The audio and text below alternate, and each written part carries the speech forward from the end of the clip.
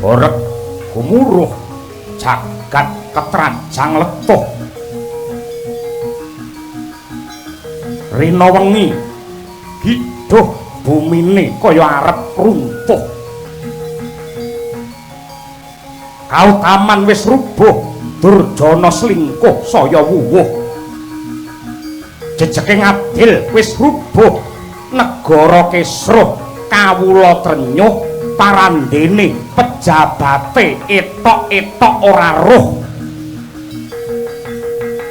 Sentana Praja meh kabeh mung nguyak butuh wegah nampa pituduh nampik piwulang lan kawruh rasa kamanungsan wis ora wanuh dadi wakile kawula disumpah jare saguh bareng wis kepenak anggone lungguh gaglak bondo negara tanpa pekewuh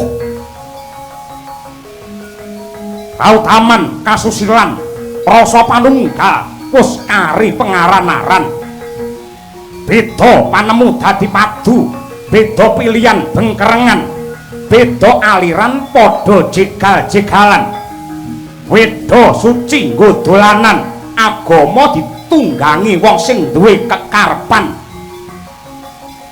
kang mangkono gempung penggali panenggak Pandhawa Sang Bratasena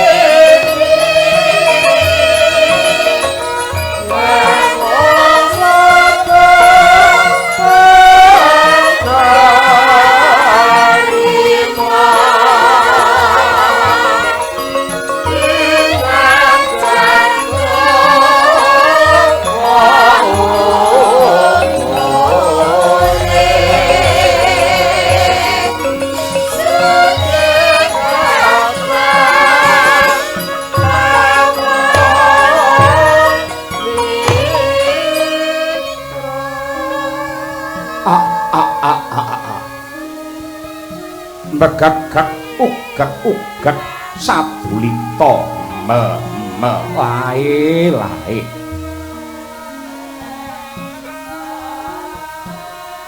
nuwun sewu Ndara Bratasena kula suwun sampeyan aja bingung aja liwung lan aja linglung sing jejeg imanmu aja nganti kelangan kiblating kautaman nggih Den.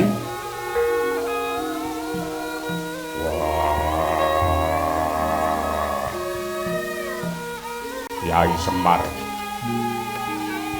aku rumangsa nyangga dosa gedhe anggonku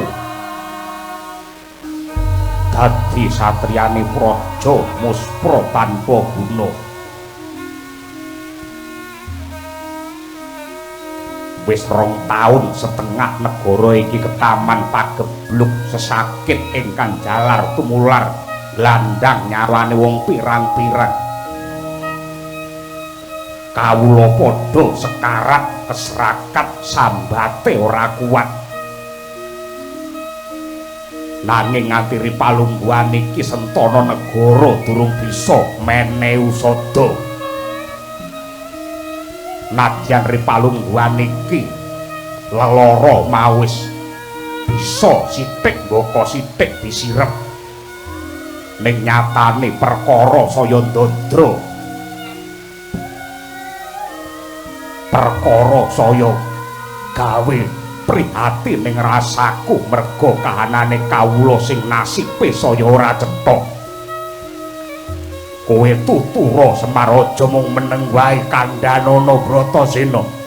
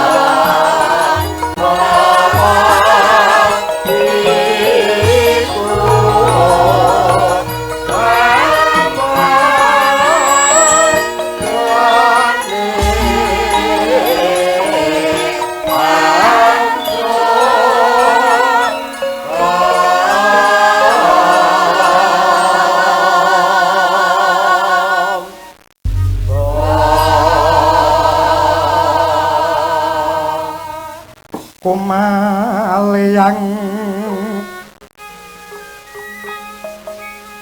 lotoking katyupeng angin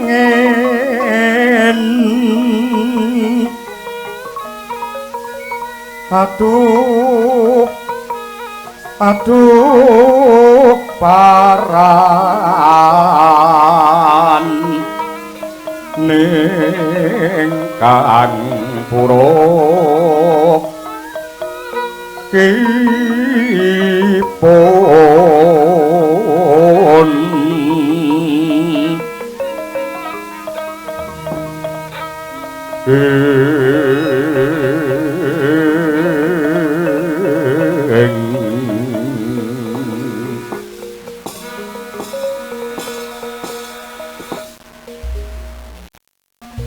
inggih Gus, inggih. Kula saged nggagapi dumateng paiting lelampahan ingkang kados mekaten. Nuwun sewu klungsu-klungsu kula tak nderek udu, kula tak melu matur.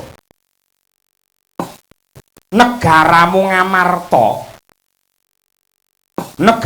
Ngamarta niku wis akeh wong pinter. Saya-saya majune jaman mung nganggo piranti sing mung sagegem parandene ngelmu apa wae bisa disinau saka kono.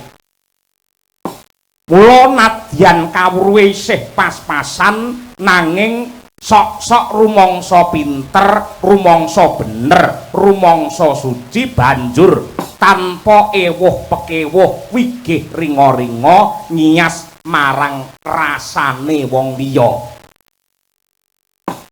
Mongko ngelmu niku kelakone kanthi laku. Ngelmu niku kelakone kanthi laku tegese dilakoni lan kudu ana guru sing njujukake lakumu. Wong golek ngelmu niku hukume wajib. Wong golek kawruh niku hukume wajib nanging yen mangkate lan tujuane golek ngelmu niku ora weruh. Niki mangke ngibarate wong mlaku ora cetha ndi kang tinuju. Akeh-akeh wong golek kepinteran niku mung ben dadi wong kondang, dadi wong sugih, wong mulya, duwe derajat pangkat kajen keringan. Niku sejatine panggayuh sing salah kaprah. Merga saripatine ngelmu niku tanpa beda kaya pasemone pari. Ngelmu niku sing apik kaya pasemone pari sing saya isi parandene saya ndingkluk. Pari dadi beras, beras diolah dadi sego, bisa dadi pangan satemah piguna tumrape wong akeh. Gus, dinten samangke sampean aja nganti kendolan nglokro ning kepara kudu gumregah madhep mantep rasamu mangluru ngelmu marang guru sing cocok karo rasamu men sampeyan weruh lamun ta wong pinter sing sejati kuwi jiwane lembah manah pikire wicaksana lan uripe bisa piguna tumrape wong liya Ndara Bratasena. Caritane satriya linuwe kang mardi mring kautaman tan pekat mring pangestine ngesti hayuning kayun pong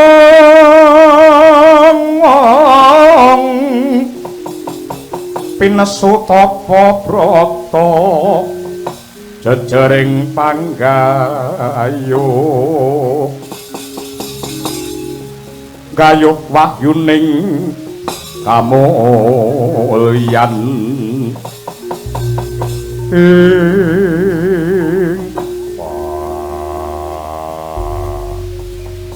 Kyai Semar banget panarimaku tuturmu becik gugah marang rasaning Bratasena. Yen pancen kaya mangkono aku njaluk pangestumu Guru Durna sing tak tuju. Inggih Gus, inggih. Nuwun sewu, kasil lan orane wong golek ngelmu niku ora mung gumantung guru. Nadyan gurune pinter nanging yen siswane keset yekti ora bakal dadi. Kosok baline nadyanto gurune ora mumpuni nanging yen siswane tigen mugen lan temen anggone sinau yekti sampeyan bakal dadi murid ingkang pepetingan ngelmumu bisa tanja kanggo bebrayan agung. Kula surung donga mang magita bita bidhal wonten ing Sukalima sedyamu kang hayu manggih rahayu den.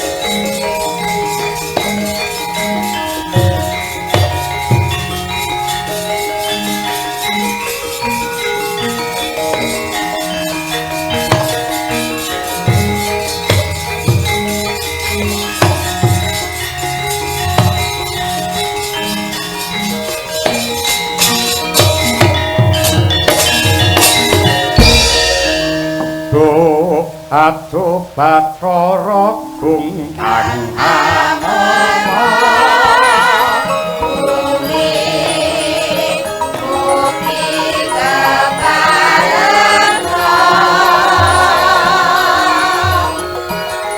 paring pangaksana karang kawula kang tanisa Pandita karya wangsit pindha kembang ajaping tawang susu angin ngendi gone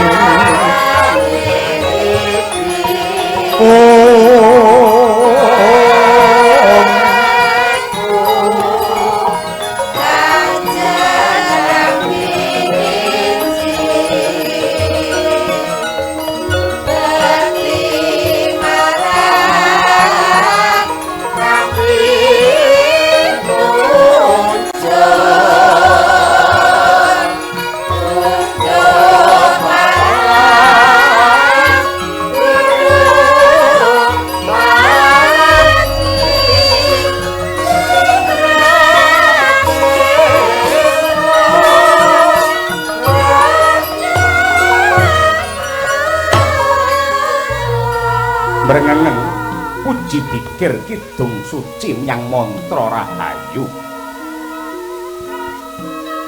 Mijil saking sangya para titah ingkang anglingga murdawas maning Gusti Mrigiwana Basuki kang lagya mangesti darmaning kabudayan rahayu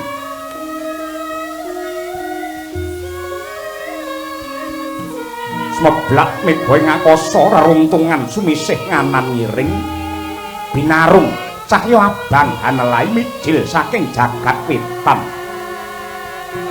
kawis tinggal bagas para hanerang jagat weh panggesangan mring sangya para titah Haglar gumelar pertapan saka lima ya ing saka panca kawis tinggal tetanduran ingkang ijo royo-royo gumiring marga ingkang manghayat ing padepokan toya sendang tinalang talang mring pancuran kinarya sesuci sarana manembak mring Hyang Widi gapuraning pertapan rinengga reca Sang Hyang Ganapati mratelakaken ing kono dadi papane pambabaring kawruh kautaman